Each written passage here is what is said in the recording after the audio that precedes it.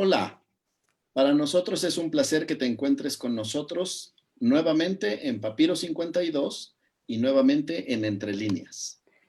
Es, una, es un gusto que te encuentres aquí en las redes y que podamos platicar ahora con una excelente amiga. Nuestra amiga del día de hoy, que es la persona que va a estar compartiendo con nosotros esta charla, se llama Ana Romero. Ana Romero es una editora de Barcelona, fundadora de Teucos, una joven editorial como nosotros, y es coeditora en El Tesoro de David junto con su padre, Eliseo Vila. Es licenciada en Literaturas Comparadas por la Universidad de Granada y también tiene estudios en Filología Clásica y Humanidades en la Universidad de Salamanca. Si ustedes han visto a Ana Romero, es una chica muy talentosa, es una chica muy guapa, pero vamos a romper corazones. Está casada con Jonathan Blanco. Así que, Ana, ¿cómo estás?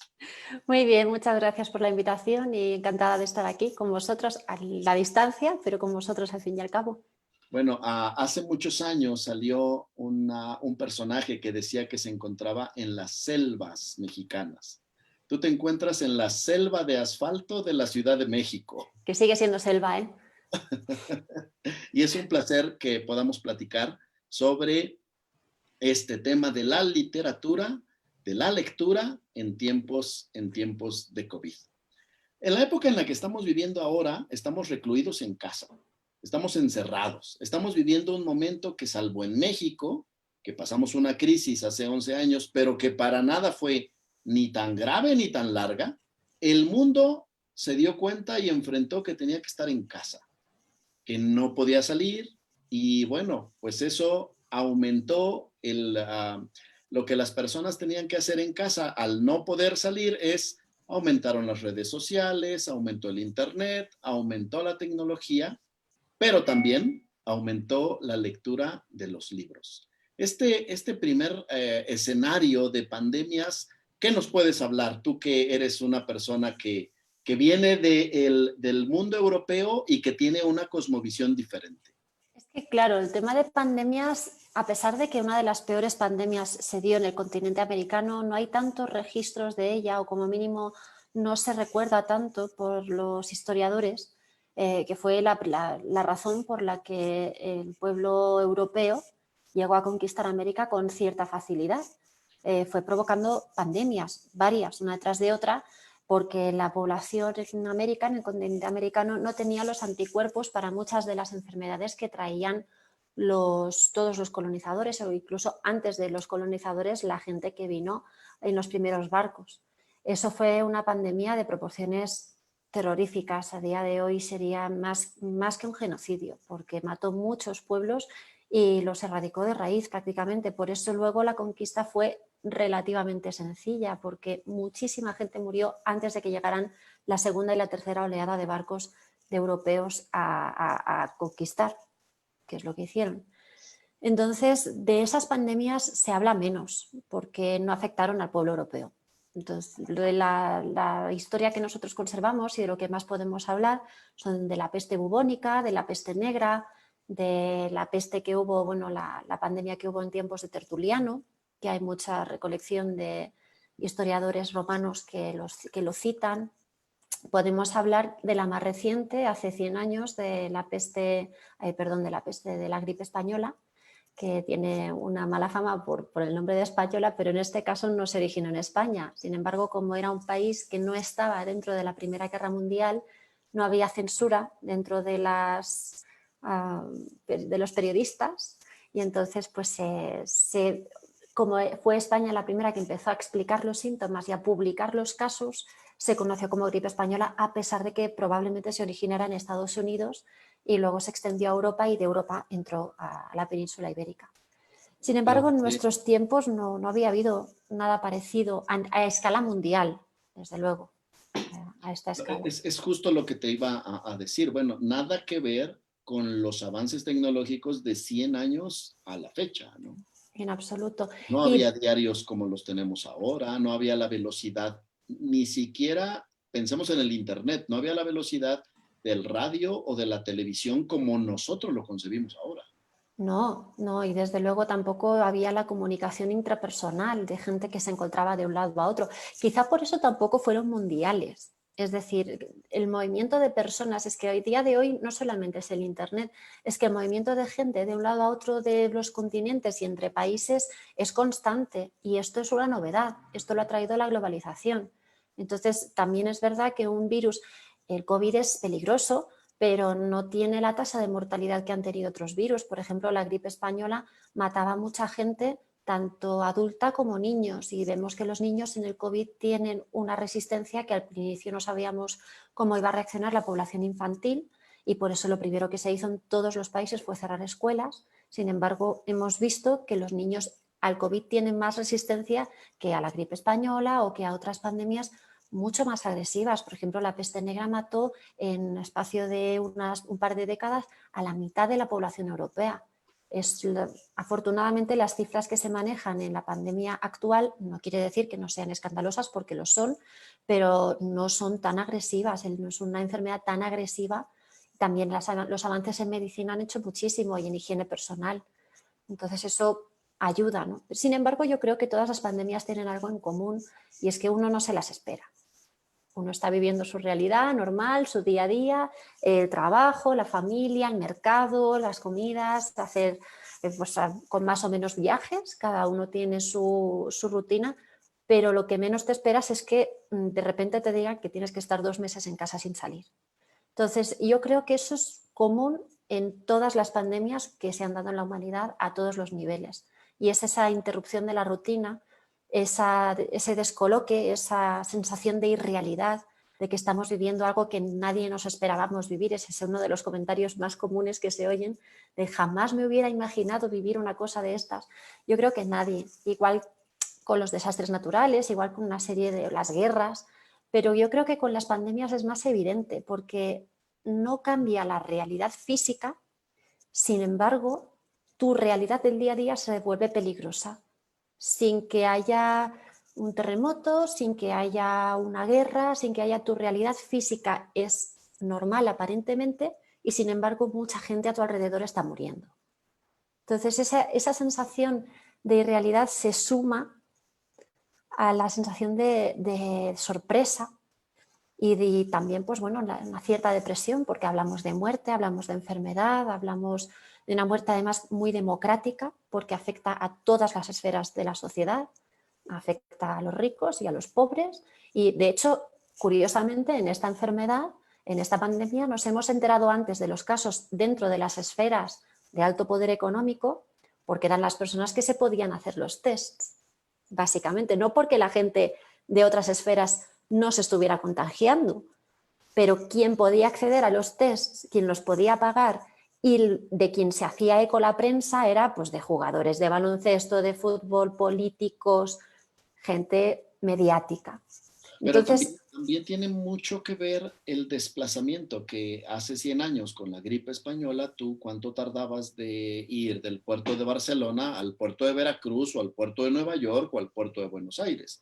Y ahora exacto, tú te subes en un avión y en 12 horas estás estás en cualquier sitio. Y prácticamente. eso también explica que las altas esferas fueran quizá las primeras en contagiarse, porque son las que tienen más poder adquisitivo para viajar y moverse, ¿no? Y si de un lugar no entra ni sale nadie, allí no pasa de ese lugar, ¿no? Pero la gente que tiene ese poder económico tiene mucha más facilidad. Y eso también genera una sensación de pánico, porque si le ha dado al presidente de no sé qué país, le ha dado a su mujer, le ha dado al jugador este del deporte X, que tiene Creo muy que era buena del... salud, pero es que ha habido de fútbol, ha habido de todos los deportes. Entonces, si le ha dado a ese señor que su único trabajo es cuidarse físicamente, da una sensación de alerta, de peligro, de nadie está seguro. Entonces es esa inseguridad, es esa zozobra, la gente que no puede ir a trabajar y ha perdido su empleo, se suma al sentimiento de duelo por haber perdido a gente y a familiares probablemente. Entonces es un cuadro perfecto para el escapismo. Una de las cosas, cuando no puedes trabajar, te sacan de tu rutina, no puedes ir a la escuela, tienes a los hijos en casa, es un momento de zozobra. La realidad que tienes es irreal, no eres capaz de aceptarla y tienes ese momento de desconcierto y de duelo y de terror, porque esto le está dando a todo el mundo. Fíjate, este señor que parecía intocable cayó. Cuando pasa todo eso, yo creo que se da un caldo de cultivo excepcional, primero para el escapismo, para el consumo de fantasía, para el consumo de narrativas distintas, tanto de literatura como a día de hoy de Netflix, de YouTube o de cualquier audiovisual que se pueda consumir, y también para la religiosidad. Hay un aumento y un auge de religiosidad.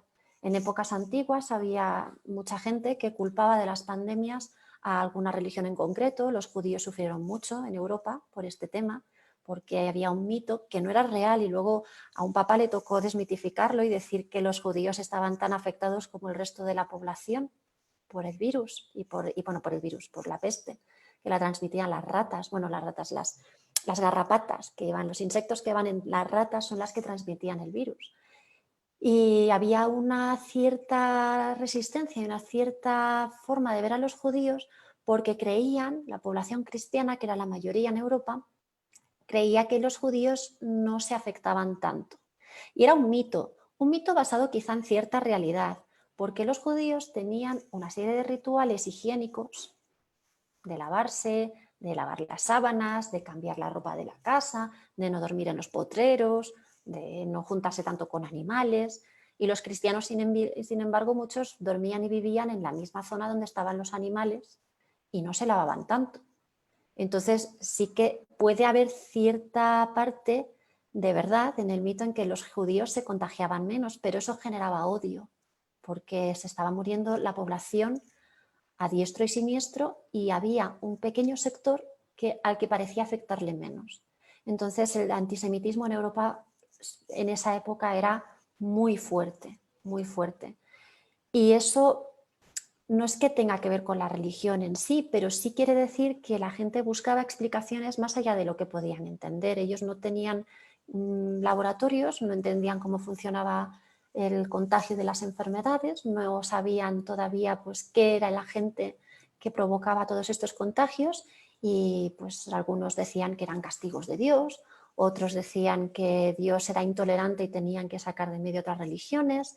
Y afortunadamente también había personas que se refugiaban en la religión y lo que hacían era ayudar a los demás como cometido de la Iglesia y como cometido de la palabra de Dios, pero hubo de todo. Entonces la religión siempre ha sido un centro dentro del mundo de las pandemias y aunque ahora es distinto porque quizá no podemos congregarnos, pero podemos conectarnos por internet y seguir cultos por internet, así como la fantasía y el escapismo sube mucho durante épocas de pandemia y de encierro, también sube la religión, también es un momento de encuentro, de intimidad, de buscar consuelo, bueno, al no entender la realidad, buscar algo más allá. Y de volver a conectarte, ¿no? Mucha gente que seguramente tuvo las dos reacciones, dejar de creer en Dios o abrazarlo con muchísimo más fuerza, con muchísimo más fe, con mucho más esperanza, ¿no? Claro, es que el cuestionamiento de la fe se puede dar en cualquier momento, pero en un momento en que te toca de cerca un cambio de realidad tan fuerte, sí, hay gente que puede dejar de creer en Dios, pero yo creo que también mucha gente lo busca. Gente que hasta el momento había vivido y había pasado sin religión, en este momento es cuando se busca una explicación más allá de tu realidad y más allá de tu día a día, porque te fuerza a encontrarte con tu fin. Todos pasaríamos por Sobre la vida todo que pensando que tenemos el eso... fin ahora mucho más de cerca, ¿no? Exacto, exacto. Ver que gente se muere alrededor y bueno, todo aquello que dabas por seguro de repente ya no lo es, ¿no? Entonces, es una situación excepcional y creo que también es excepcional en todos los sentidos, pero hay que tener la suficiente entereza y la suficiente sabiduría y pedir a Dios la suficiente sabiduría para poder actuar correctamente y dar buen testimonio, sobre todo nosotros, que es lo que nos toca hacer. Claro, claro, claro. Pero Ah, bueno, hay, hay un tema muy interesante, porque nos has planteado el panorama general y sociológico de lo que está sucediendo con la pandemia. Pero ¿qué tal le ha ido a la humanidad con la pandemia, las pandemias, los problemas que hemos visto a lo largo de los siglos? ¿Qué efectos positivos hemos podido ver en la de 1300, una de 1500, una de 1800, etcétera? Efectos positivos a largo plazo, muchos, porque obliga a un cambio de paradigma. Los paradigmas anteriores ya no sirven. Por ejemplo, cuando en Europa se murieron la mitad de los campesinos durante la peste negra, pues el paradigma de X campesinos trabajan en el campo para tales señores ya no funcionaba, porque faltaba gente. Básicamente, o sea, no había gente suficiente para mantener ese sistema concreto de trabajo. Entonces mejoraron las condiciones para los campesinos porque empezaron a exigir más, podían acceder a mejores tierras para cultivar, que hasta ese momento se reservaban para otras cosas, pero precisamente porque faltaba mano de obra se cambió el sistema incluso económico. Y eso yo creo que es una consecuencia directa de muchas pandemias y en esta lo estamos viendo. Yo creo que no se están generando cambios de cero, pero sí se están acelerando muchos cambios que se veían venir desde hacía tiempo, pero el hecho de estar todos encerrados en casa ha hecho que muchos de estos cambios se aceleren de forma, bueno, forzada hasta cierto punto, ¿no? Pero muchos están trabajando desde casa, que hasta ahora esto para mucha gente era inviable y sin embargo ahora se está haciendo y quién sabe si luego volveremos o no a las oficinas porque quizá para las empresas sea más económico. La compra online, ahora pues si no podemos ir a la librería a comprar un libro, mucha gente lo compra por internet. O mucha gente compra por internet incluso hasta la compra para no ir al supermercado, gente mayor que no puede exponerse al virus yendo al mercado, pues tiene que hacer la compra por internet y jamás hubiese pensado que ellos lo harían así. No son cambios son cambios que vengan de la nada. Yo creo que son cosas que ya estaban ahí, pero que ahora se están acelerando. Y ha hecho un cambio de modelo económico y eso ha pasado con todas las pandemias. También hemos dejado mucho acervo cultural, mucho arte, porque la pandemia una de las cosas que tiene es que te tiene encerrado en casa y después del aburrimiento viene la creatividad. Entonces mucha gente que tiene como afición la música o el arte, la pintura, la literatura, se pone a escribir, se pone a componer, retoman aficiones que el día a día no les deja tener porque entre el trabajo, la familia, los niños, el colegio, no pueden ejercer esas cosas. Sin embargo, ahora tienen no solamente el tiempo, sino el momento de reflexión. No solamente la gente tiene escapismo y lee más o consume más ficción, que también, sino que también tienen ese momento para, después del aburrimiento, empezar a ejercer la creatividad y retomar a cocinar. Mucha gente se ha puesto a cocinar y a retomar algunas actividades creativas que no son rutinarias. Y ahora, pues claro, después de todas las pandemias nos encontramos con obras literarias, con obras pictóricas, nos encontramos también normalmente con un tono, porque ha muerto mucha gente y porque es un poco desesperado, y o bien es algo muy macabro, como las propias danzas macabras, que es uno de los temas que surgieron después de la peste bubónica y de la peste negra en Europa, que era, bueno, se conoce sobre todo por la música y por las composiciones de danzas macabras de Camille de Saint-Saëns, pero también son obras pictóricas y representaciones, ilustraciones en los libros y en las Biblias que se editaban en la época, había esqueletos bailando, porque la muerte triunfaba sobre la vida, porque mucha gente se moría. Entonces vemos motivos que se repiten en las artes después de las pandemias, motivos comunes dentro de la cultura en el momento, pero también vemos un aumento de todas esas artes, porque durante ese momento, a pesar de que hubiese mucha gente iletrada, que es algo que hoy es otra diferencia, yo creo que angular, en esta pandemia mucha más gente, mucha más proporción, porcentaje de población es letrada, sabe leer y tiene acceso a la información y tiene acceso a ni que sea un teléfono para poder leer en Facebook o ver cosas en YouTube. Entonces eso también es esta conexión con el mundo y esta capacidad de procesar información, ni que sea sabiendo leer una letra detrás de otra, es algo nuevo en el mundo, porque las pandemias que se habían dado hasta ahora la gente solamente tenía la información que llegaba al pueblo si es que alguien se atrevía a entrar en medio de una pandemia.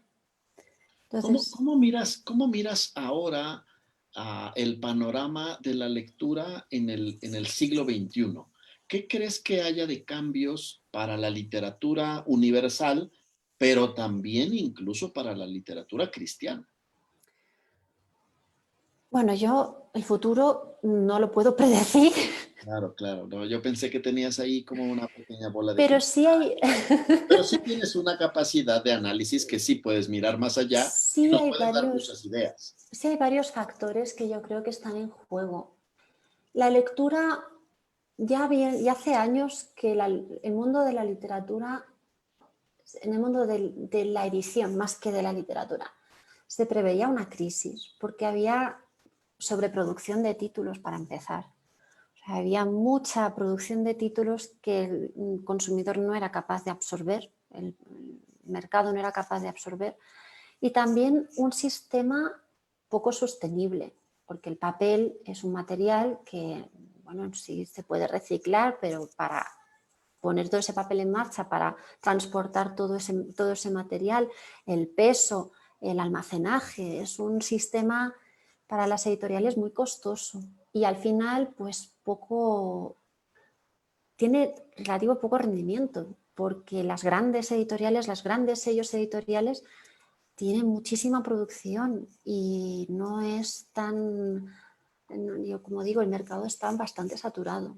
O sea, la Pero, cantidad de novedades que salen cada mes son muchas y yo creo que esto puede poner freno a ello, porque además también se potencian otras formas de lectura. Cuando no puedes conseguir el libro físico, buscas alternativas.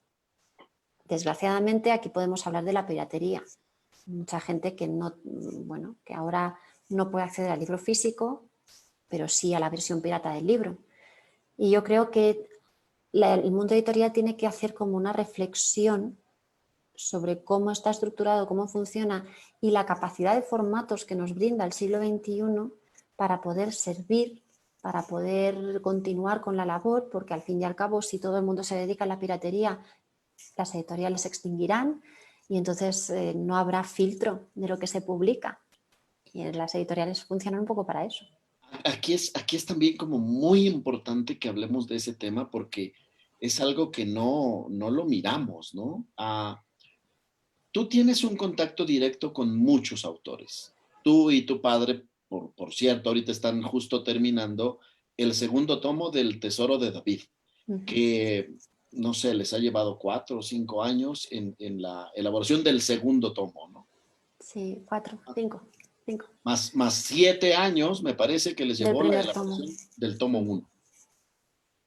¿No crees que se convierte esto hasta, es un delito, pero también hasta en pecado para toda la gente sí, pásame el PDF del libro fulano o del libro sutano, o los autores no ganan, las editoriales no ganan, no sé, Es que cómo está si ese los tema? autores y las editoriales no ganan, nadie vive del aire. Si las editoriales no reciben un dinero por el trabajo y la dedicación que invierten en sacar los libros adelante, nos vamos a quedar sin producción literaria. Es que ese es el riesgo que la gente no ve. Ahora, yo también entiendo de dónde viene el compartir y de dónde viene el sistema de la finalidad que hay detrás, o sea, el sentimiento que hay detrás, yo lo entiendo porque creo que puede confundirse con la solidaridad, puede confundirse con la caridad, puede confundirse. Sin embargo, hay que ser muy conscientes del trabajo que hay detrás de una obra literaria. El Tesoro de David es una obra especial porque obviamente pues, no es un libro de 150 páginas, es un libro muy grande, es un libro que tiene mucho trabajo detrás, muchísimo trabajo, porque sí fueron 7 años, pero mi padre ha estado entre 12 y 16 horas al día trabajando durante esos años. 12 y 17 horas durante 7 años. Bueno, mi Wow. madre lo obligaba a dejar de trabajar los domingos, pero Y a aparte de veces no lo eso, lograba, seguramente. a veces había peleas. Pero lo que la gente no ve es eso. Lo que la gente no ve es que si estos libros no venden, la editorial no podrá invertir para hacer libros similares. Es así, porque eso cuesta un dinero. Cuesta un dinero mantenerlo en stock, cuesta un dinero producirlo y cuesta un dinero pedirle a alguien que te haga un libro de esas características. Y los autores que hacen libros más cortos y más pequeños también se merecen ganar dinero por derechos de autor de aquello que han escrito, para poder sentarse y escribir más libros, si te gustan esos libros.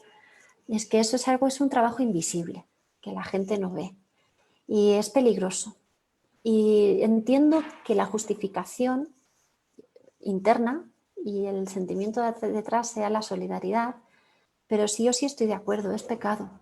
Es pecado sobre todo cuando uno sabe que está perjudicando a los demás y continúa haciéndolo. Tú tienes una editorial muy joven que tiene apenas unos 3, 4 libros. 3 y un cuarto que me ha pillado en mitad de todo este tema y de momento pues no saldrá editado. Sí que saldrá, yo espero que pueda salir en un mes y medio o así, un cuarto, que ahora te explicaré de qué va. Pero estos libros son, pues sí, exactamente, una editorial muy pequeña y una distribución reducida, pero gracias a que estamos en el siglo XXI y que hay muchos formatos para poder presentar el material, tenemos la oportunidad de alcanzar a mucha gente. Por eso yo a la editorial le puse Teucos. Teucos en griego, en el griego antiguo, en tiempos bíblicos, los teucos eran las tinajas, los lugares donde se guardaban los rollos de la ley. Era un formato. Y en griego moderno, teucos es fascículo, lo que uno adquiere en un kiosco. Entonces, no importa cuál sea el formato, lo que importa es que el contenido llegue. El formato puede ser de una manera u otra dependiendo del momento, de la practicidad, de los materiales que estén disponibles. No importa si es un rollo, si es un códice o si es un libro impreso en impresión bajo demanda. Lo que importa es que el contenido llegue a la gente y utilizar las herramientas que tenemos en el siglo XXI, que son centenares, son muchísimas, muchísimas más de las que se ha disponido a lo largo de la historia de la humanidad, para poder alcanzar a la gente. Entonces, cuando hablaba de poner una editorial, de buscar a ver cómo hacerlo y de cuál sería la manera más óptima para alguien que no dispone de almacenes como yo, que no dispone de una red de distribución, cómo podemos hacer que una editorial pequeña no solamente sobreviva, sino que sirva y que la gente pueda adquirir esos libros sin importar dónde estén. Pues gracias a Dios, a día de hoy se puede hacer. Y por eso puse Teucos, porque pues habrá gente que se lo descargue en formato electrónico, habrá que lo pidan directamente a imprenta y se le imprima solamente para esa persona y se lo mande a su casa, o habrá quien vaya a la librería y lo encuentre, dependiendo de la librería. Claro, yo no estoy disponible en todas las librerías, Teucos no está, pero poco a poco va creciendo y esa es la idea, que podamos tener, que cada uno pueda acceder al contenido en medida de sus posibilidades, aprovechando la variedad de formatos que nos brinda el siglo XXI y que no han terminado. Los formatos seguro que cambiarán como han cambiado hasta ahora. No sabemos a cuánta velocidad, pero... ¿Tienes un escritor muy joven y tienes un Sí. escritor lleno de experiencia que está, es malo hablar de las edades, pero Monroy Muy está experimentado. con mucha experiencia. Yo diría que es el autor, no me quiero equivocar, pero yo diría que en español es el autor contemporáneo que más libros cristianos ha escrito. Ha superado a mi abuelo, a Samuel Vila. Wow. Sí, por 3 o 4 libros. Creo que tiene Tiene 50 la y... ventaja de que está, finalizó apenas uno más, ¿no? Sí, es el siguiente que voy a publicar. De hecho, estamos hablando de Juan Antonio Monroy. Este es el primer libro que yo le edité, que es María Magdalena en la literatura, que lo que él hace es, se ha leído todo lo que ha podido, que es mucho, sobre María Magdalena, y lo que ha hecho es un análisis sobre el libro, sobre la figura de María Magdalena en la literatura en los últimos 150 años, cómo se la ha representado a lo largo de los 150 años últimos de historia, y luego había un apartado que dice qué dice la Biblia y qué no dice la Biblia sobre María Magdalena, porque se ha fantaseado mucho sobre ella. Es un personaje que aparece en pocos versículos de la Biblia y eso da pie a la invención. Eso da pie a que la gente quiera rellenar esos huecos que en los que no tenemos información, pues porque los apóstoles no consideraron necesario dárnosla, pero a la gente le intriga, es un personaje que ha generado muchísima polémica y muchas cosas que se dicen de ella no son bíblicas. Entonces, de hecho se tiene la cultura en general, la cultura romana, la cultura católico-romana, a la que pertenecemos, queramos o no, porque hablamos español y es la religión predominante que se ha formado junto con la lengua, muchas veces se utiliza a María Magdalena como símbolo de prostituta y en la Biblia no pone nada ni remotamente parecido sobre eso. Entonces, Y eso nos da la oportunidad de regresar y de reforzar el punto. Hay que leer más. Hay que profundizar, por supuesto, en la Biblia, por supuesto, en la palabra de Dios, pero en muchísima literatura que podemos encontrar nosotros y que gracias a Dios cada día está más al alcance de las personas que nos están mirando. sí, es nuestra responsabilidad culturalizarnos. Es nuestra responsabilidad entender el mundo en el que nos movemos porque estamos en él. Y también es nuestra responsabilidad entender cómo nos perciben. Y entender cómo perciben a personajes bíblicos y cómo se han percibido a lo largo de la historia también es clave. Pero para poder movernos, para poder relacionarlos, ¿cómo vamos a ser luz del mundo si no entendemos el mundo? Si no hablamos con ellos, si no leemos lo mismo, si no miramos lo mismo, ¿cómo podemos pretender comunicarnos con una persona si no hablamos su lengua? A pesar de que los dos hablemos español. Pero si entre México y España ya hay palabras que no se pueden decir, o Que entre, hemos tenido esas charlas, ¿no? claro, ¿Cómo se dice allá? ¿Cómo se dice acá? claro, o entre personas mayores y personas jóvenes que hablan la misma lengua, pero no se entienden, porque las referencias culturales son distintas, porque el lenguaje es distinto.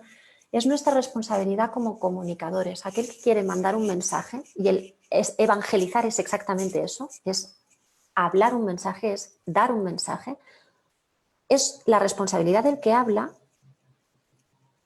hacer que los demás le entiendan. Es la responsabilidad del que está hablando hacerse inteligible para que los demás entiendan lo que está diciendo. ¿Y cómo me van a entender si yo no soy capaz de hablar su lenguaje y de entender lo que están diciendo y sus referencias? Eso por un lado. Pero por otro lado también yo creo que se puede aprender muchísimo y que es deber de todos culturalizarnos y entender lo mejor posible de lo que mejor, de la mayoría de temas que podamos, mejor. Como más temas, mejor. Además es divertido y se entiende muy bien cuando uno...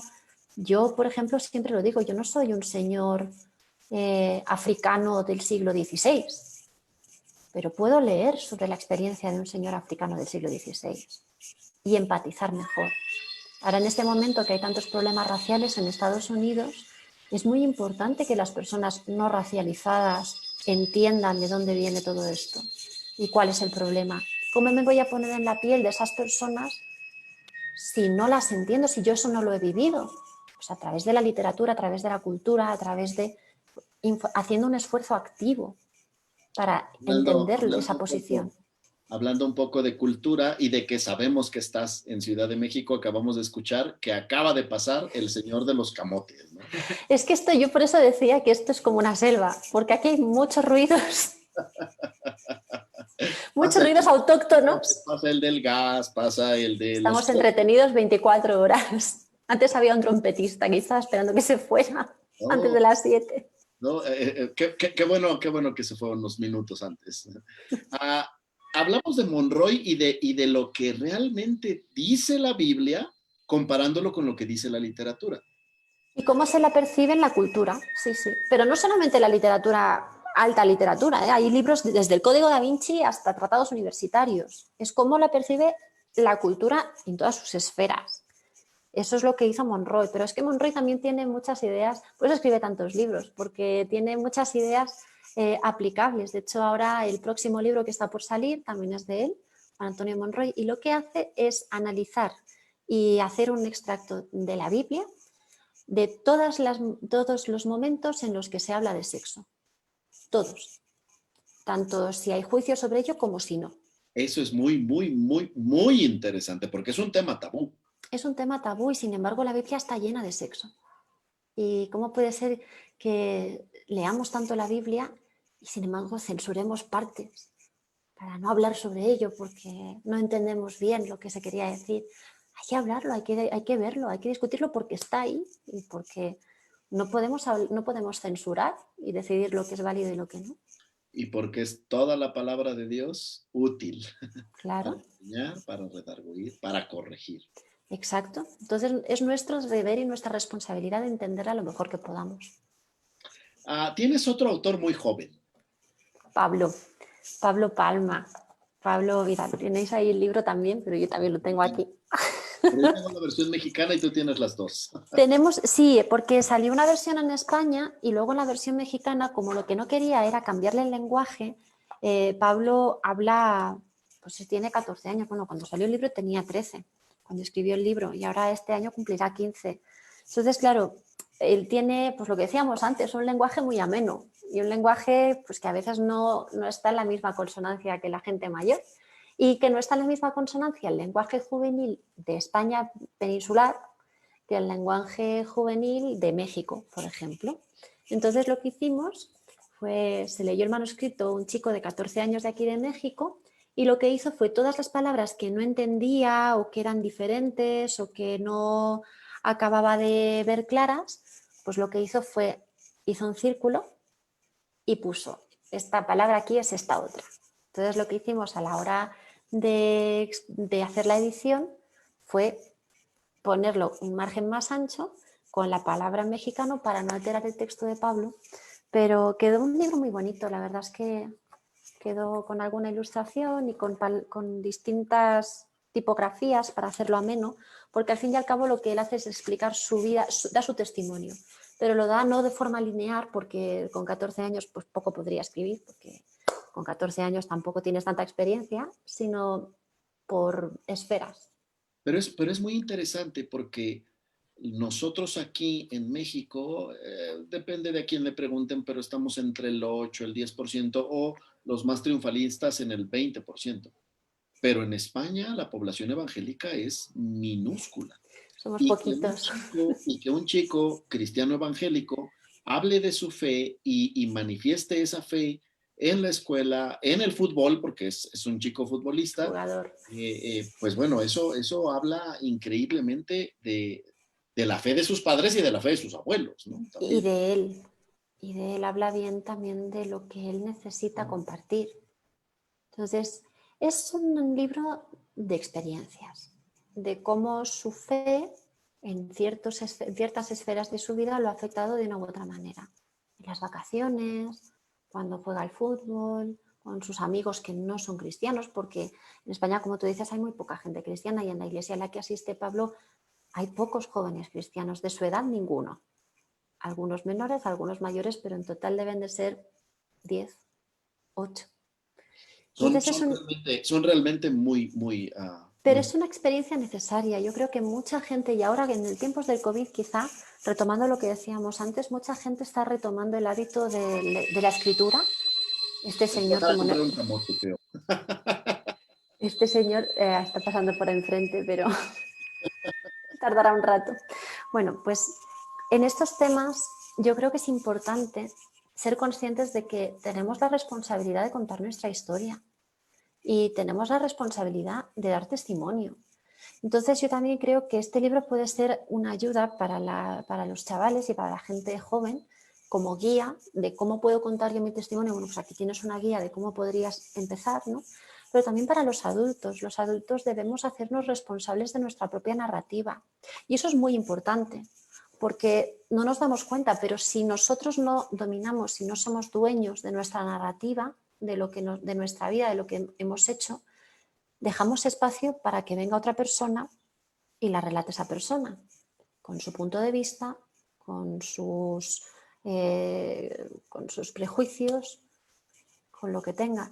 Entonces, si nosotros, así es como se invisibiliza a la gente en la historia. Cuando un grupo no ha sido capaz de explicar su narrativa o al mínimo dejarla registrada, llega otro grupo con más fuerza en ese momento y pone la narrativa por ellos. Y soy muy consciente que estoy en el continente americano y que con la gente del continente americano antes de Colón, esa narrativa es lo que sucedió. Vino un grupo de gente de fuera y la narrativa restante y cómo se leyó durante siglos lo que pasó en el continente fue la narrativa europea. Se ha contado la historia desde otro punto de vista, más Exacto. europeo que americano. Exacto. Vamos a abrir ahora el espacio a las preguntas y a los comentarios. Tenemos 100 personas que están ahora conectadas. Bueno, Hola a todos. 99, 101. Hay gente que se aburre y se va. Sí, no, seguramente por las conexiones del internet, pero a Eduardo López, saludos, Berti desde Argentina, Rachel, esto es más que una pandemia y confío en mi Padre Celestial que esto ya acabe. Cindy, gracias a Dios por la epidemia de cólera, ahora tomamos agua embotellada. Hay muchos más comentarios, pero el primer comentario de Cindy. Comentemos el error de creer que el arte es gratis. Lo mismo pasa con el sector salud. Yo tengo amigos doctores que siempre se quejan de eso, de, eres doctor, ¿te puedo hacer una pequeña consulta? Ahí empiezan, ¿no? Es cierto, es cierto. Y también yo lo entiendo, porque a veces hay gestos que son humanitarios, ¿no? Todos hemos caído en eso. Sin embargo, hay que ser muy conscientes de que esa persona te puede ayudar porque ha pasado una cantidad de años sacrificándose y estudiando que tú no has pasado. Sí, entonces, no te puedes poner al mismo nivel, como mínimo en esa esfera, ¿no? Y ser muy consciente de que cuando te están haciendo un favor es un favor, sí, pero que no te lo debe nadie. Claro. Marta Scott también nos hace esa comparación de lo que está viviendo la literatura o el mundo editorial con lo que pasó con la música, hasta que entraron las ventas por internet y cambió también el paradigma. Exacto. La música también tenía un sistema, no la música como arte, la industria discográfica, igual que antes hablaba de literatura y no es literatura, es la industria editorial, tenía un sistema que en su momento yo también creo que era insostenible y internet lo que ha hecho ha sido regular. Y como yo creo que las pandemias también sirven para regular sistemas económicos, vamos a ver, yo creo, un crecimiento en la industria editorial de plataformas literarias, plataformas de suscripción, como puede haber ser Kindle u otras, en las que la gente que lee el contenido de forma digital pueda pagar una mensualidad y tener acceso al contenido de muchas editoriales, que esto cada vez es más común. Y yo sé que hay mucha gente que no está acostumbrada a leer en digital, y el libro también es diferente, pero también puede ser que aumenten las producciones en impresión bajo demanda, en hacer solamente 1, 2, 3, 5 libros de un título y mandarlos directamente al consumidor en lugar de tener tantos y tantos libros y tantos títulos en las librerías. Eso también podría darse. Es justo lo que mencionaba también Marta, de una máquina que se imprime el libro en el momento y es el que quiere el cliente. Libros de a uno. Lo que pasa es que eso es sostenible para cierto tipo de literatura, no para toda. Y luego las librerías también son un punto de encuentro. Así como se pueden hacer cultos a distancia y se pueden tener sermones en internet y no asistir a la iglesia durante el tiempo de coronavirus, eso no quita la comunidad. Eso no quita las ganas de abrazar a tus hermanos y de compartir tiempo con ellos. Y yo creo que las librerías, equiparándolo un poquito, hacen un poco de iglesia, hacen un poco de centro de encuentro, de comunidad, de referente, porque hay librerías, yo hay una librería en la que cada vez que entro yo sé que el catálogo está muy bien escogido y ya solamente porque conozco a los libreros entiendo que ahí no hay cualquier libro. Hay libros que están escogidos y que el criterio ha sido este. Entonces, eso yo creo que también las librerías van a derivar cada vez más en un mercado de especialización para gente que busca cierto criterio de filtro y no se encuentra con la inmensidad del internet a la hora de buscar un título. Y yo también conozco una que su eslogan es libros, café y comunidad, y pronto va a abrir cuando menos va a abrir el café. Pero de momento sirven, ¿no? Sí, está sirviendo, claro. Kevin, saludos a Chris, Noemí, Raúl Quesada, nuestro buen hermano y amigo Leopoldo. Hombre, hola. Leopoldo Cervantes, que es un autor de CLIE. De CLIE, sí, tiene libros de la Reforma, sobre Lutero, sobre Calvino, muy interesantes. Que tiene Leopoldo, y él hace el comentario sobre lo que hablábamos antes. Tampoco se ha insistido mucho en los valores literarios de la Biblia. Y hacen falta libros sobre este enfoque, supongo que ya se refería ahora al enfoque sobre lo que acaba de escribir Monroy. Sí, hacen falta libros también que nos hablen de la poesía que hay en la Biblia, no de los libros poéticos, no, de la poesía como tal. A pesar de las traducciones, y yo sé que es muy difícil, que el hebreo, el poético es muy difícil de traducir, me lo van a decir a mí con el tema del tesoro, pero hay que hablar también de las fábulas, de los distintos géneros literarios que contiene la Biblia. Hay que conocer los géneros literarios, porque no es lo mismo. No es lo mismo una narrativa, que no es lo mismo que una poesía, que no es lo mismo que una fábula o que una... Entonces es necesario entender qué géneros hay en la Biblia y cómo son esos géneros y cómo se comportan para poder interpretarla bien. Gama de Salazar, Israel Martínez desde Texas, Diego desde el Perú, Estuardo desde Guatemala. Hola a todos. Es mucha gente la que nos sigue y la que gracias a Dios nos seguirá más adelante. Luz hace una pregunta. ¿Considera usted que el hábito de la lectura y escritura se ve afectado por el soporte del contenido y a su vez en su difusión? Sí. Sí lo considero porque lo que se ha hecho desde que se empezó la escritura ha sido optimizar la manera de difundir las letras. Es decir, todo esto, la escritura en general, empezó en tablillas de arcilla. Las tablillas de arcilla presentan varios problemas. El primero de todos es que si se caen al suelo se quiebran. Y el segundo es que pesan. Yo no sé cuántas tablillas de arcilla necesitas para llevar un libro encima, pero me imagino que luego la ayuda de un quiropráctico vas a necesitar. Entonces, de la arcilla se dividió a la escritura monolítica, a la escritura sobre piedra, sobre paredes. Las escrituras de los templos egipcios son un buen ejemplo. Y luego sobre el precursor del papel, el papiro. Pero es que el papiro presenta un problema y es que es muy endeble y se estropea con mucha facilidad y además transparenta. Y si lo escribes por un lado, pues por el otro no se puede leer porque transparenta. Entonces, todos los avances tecnológicos que ha habido de ahí al pergamino, que era piel de animal y no transparentaba, pero ya no se podía enrollar con la misma facilidad y se tuvo que inventar el sistema de escribir por un lado y por otro y luego coserlo, un códice, que es bastante parecido al formato que tenemos hoy de los libros. De ahí a la imprenta, que permitía hacer esto con mucha más facilidad en lugar de estar horas y horas transcribiendo y encareciendo, porque claro, un libro que han estado 16 horas, 20, 15, 2 vidas transcribiendo monjes en un monasterio no tendrá el mismo precio que un libro que se ha hecho 500 de una sola tirada o 5.000.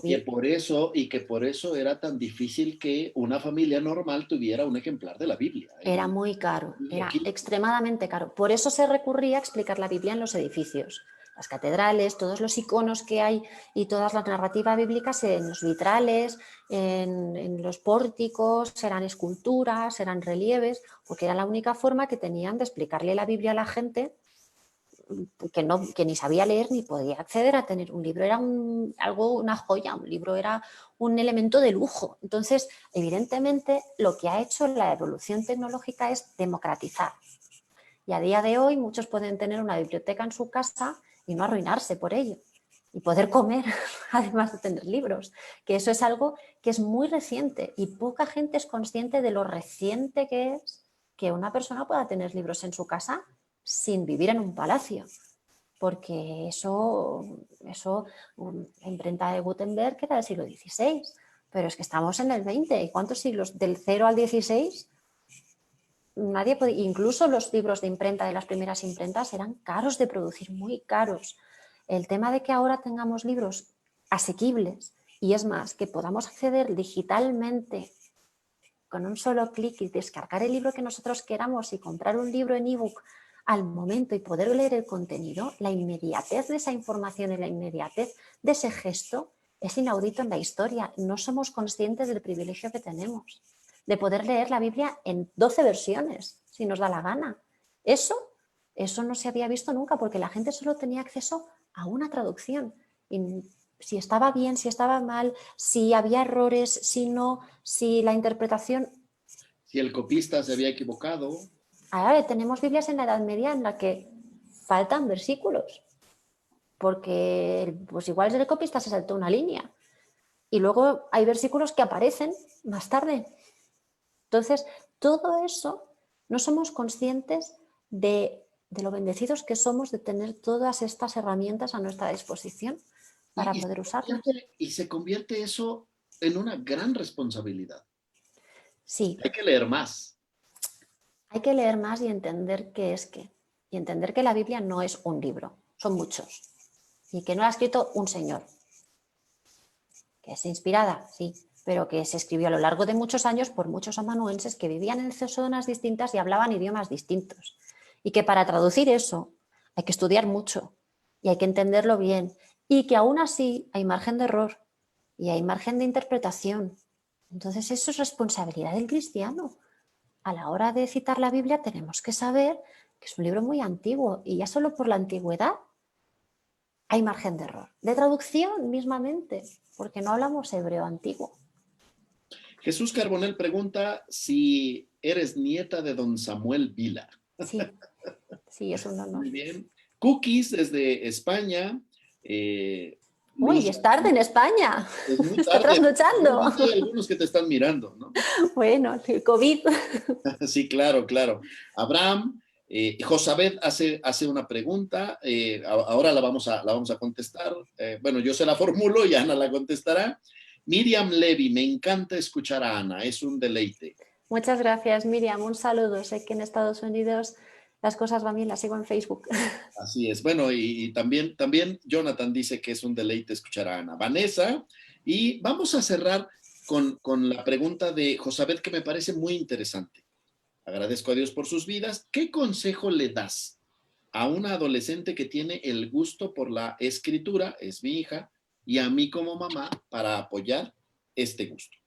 Que lea muchísimo, que no se limite a un tipo de libro, dentro de lo que se considere prudente, pero que no se ejerza la censura, porque los adolescentes y los niños tienen mucha capacidad para entender mucho más allá de lo que nosotros creemos. Y cuando vetamos de más y tratamos de que solo lean un tipo de lectura, primero estamos generando que esa persona tenga obsesión por aquello que se le ha prohibido. Es posible, hay gente que no. Pero también estamos limitando la capacidad de raciocinio y de reflexión de esa persona. Si le gusta escribir, primero tiene que leer muchísimo para saber qué estilos, cómo enfocar, entender, tener esa pasión por ver distintos puntos de vista y distintas maneras de ver el mundo, tanto si son libros que encontramos en una librería cristiana como si no. Lo que es necesario es fomentar ese hábito. Y por otro lado, bueno, la escritura es un trabajo de hábitos, es un trabajo de fuerza de voluntad y de mucha constancia. Si lo que quiere es escribir y lo que hace es escribir, yo recomiendo que empiece a compartirlo de vez en cuando, a presentarse a algún certamen. Eso ayuda mucho cuando uno pues está empezando a ver que los demás lo disfrutan, que lo pueda compartir y cuando tenga un manuscrito con cara y ojos, que lo comparta con alguna editorial que pueda verle. Hay algunas editoriales que trabajan solamente con agentes literarios. Entonces, las grandes editoriales quizá no sean el primer lugar por donde empezar, porque un manuscrito de un autor solo no lo van a aceptar, de un autor que no conoce nadie. Las editoriales más pequeñas quizá tengan más margen para eso, pero siempre puede dar algún curso de escritura, hay muchos, y ahora con el tema del virus hay muchos online que le pueden ayudar y que puede empezar a ver quizá cosas que no se había planteado, escribir otros géneros para encontrarse más cómoda, descubrir en qué le está fallando, si es en el desarrollo de personajes o qué tipo de género quizá es el que se siente más cómoda o tiene más facilidad, pero sobre todo, animarla y darle libros y recomendarle libros. Y si no los lee no pasa nada, ya los leerá, pero ver la manera de entablar conversaciones literarias en casa es una gran manera de incentivar la lectura y la escritura. Papiro 52 va también a lanzar muy pronto un taller de escritura con Carlos Martínez. Ana, te agradecemos mucho por haber dedicado este tiempo en tu ajetreada vida mexicana Bueno, desde que y está el estar virus, aquí. menos ajetreada. Pero muchas gracias. Gracias por la invitación, gracias por todas estas preguntas, por la gente que está asistiendo. Y pues, por demás, nada, decir que las pandemias son tiempos muy interesantes. No en vano se han convertido en un género literario en sí mismas. Se han convertido en muchos libros que hablan de pandemias, desde Gabriel García Márquez en El amor en los tiempos del cólera, que es importante porque es un amor que florece gracias a la pandemia, gracias a que las circunstancias sociales cambian porque hay una pandemia y está todo el mundo encerrado en sus casas.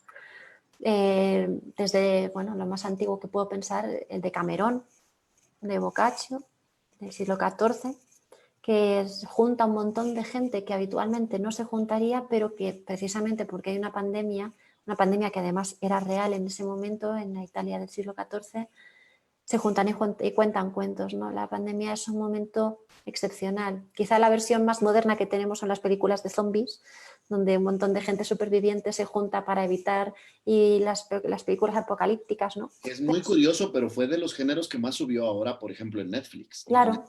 Claro, porque juega con una serie de premisas que ahora las vemos más cerca que nunca.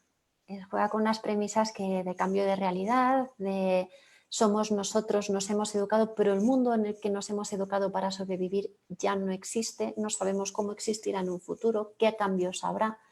Y además el miedo que juega el hecho de que a todos se nos haya ido alguien cercano durante estos meses. Entonces es un momento muy especial y narrativamente da muchísimo juego. Por eso hay tantos libros que hablan sobre las pandemias y que quizás ahora sea un buen momento para atacar y para entender y para comprender cómo otras personas han vivido momentos de pandemia a nuestro alrededor y durante la historia, y quizás son nos dé ciertas claves para continuar adelante, para saber cómo actuar nosotros en esta. Muchísimas gracias y nada más un consejo a todas las personas que nos están mirando ahora. Seguramente tienes algún libro por allí perdido que ni siquiera le has quitado el celofán. Ábrelo y léelo. ¿Cuándo Si mejor que ahora? porque te interesó. Tantas horas en casa, y además, si no nos gusta, no pasa nada. El libro leído nunca es tiempo perdido. Así es. Te agradecemos mucho, Ana, por tu participación y por ese carisma que siempre tienes para estar con nosotros. Muchas gracias a vosotros. Un saludo. Hasta luego. Hasta luego.